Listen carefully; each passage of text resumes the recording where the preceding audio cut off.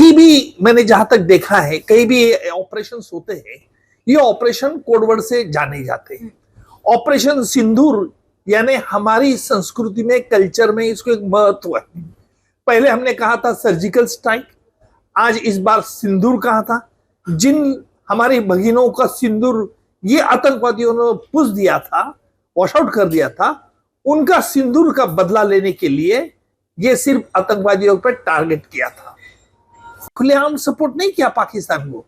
चीन ने ये बात जरूर कही है कि दहशतगर्दी बंद होना चाहिए और सिविलियन के लिए धोखादायक है, क्योंकि कुछ जमाने में चाइना भी एक इसका शिकार था और इसलिए मुझे लगता है कि चीन ने ओपन हार्टेडली सपोर्ट नहीं किया है। और ये हमने जो 9 टारगेटेड प्लेसेस पे टारगेट किया है, उसके बाद दुनिया की एक अच्छी तरह से रिएक्शन आई है।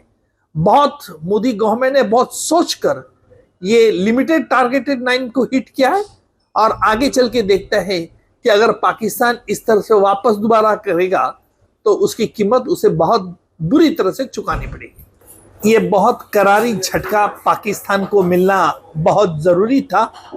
मैं कहूंगा कि पाकिस्तान के आम आदमी को हमने कहीं टारगेट नहीं किया है। हमारे प्रधानमंत्री मोदी जी और हमारा आर्मी, इनका मैं हार्दिक अभिनंदन करता हूं। और अभिनंदन इसलिए करता हूं जो आज हमने इंटरनेशनल डिप्लोमेसी के माध्यम के द्वारा हमने लिमिटेड टारगेटेड प्लेसेस को हिट किया है।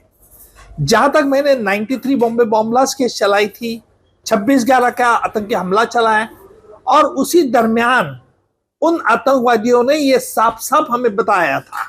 93 बॉम्ब ब्लास्ट और 26/11 का अजमल कसाब ने जो इकबाली बयान दिया उसमें बताया था कि हमने इसके बारे में ट्रेनिंग मुजफ्फराबाद को ली थी और मुरीद के लिए ली थी, और उसने खासाए दौरा, खासाए दीवान, खासाए अमान, इस तरह के दौरे के अलग अलग पार्ट्स बताए थे।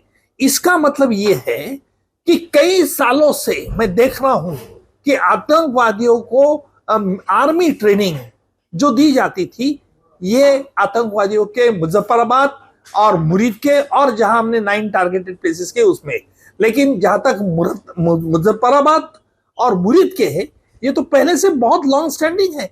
आज तक किसी सरकार ने जो इसके बारे में हिम्मत नहीं दिखाई, ये मोदी जी सरकार ने दिखाई है। मैं इनका बहुत बहुत शुक्रिया करना चाहता हूं। और दूसरी अहम बात है कि जो इंटरनेशनल डिप्लोमेसी के माध्यम के द्वारा हमने ये साफ कह दिया है कि हमारा टारगेटेड प्लेसेस ही टारगेट होंगे। और दूसरी बात, पाकिस्तान के रक्षा मंत्री ने ये भी कहा है कि भारत अगर हमला नहीं करेगा तो इसका जवाबी हमला नहीं करेंगे।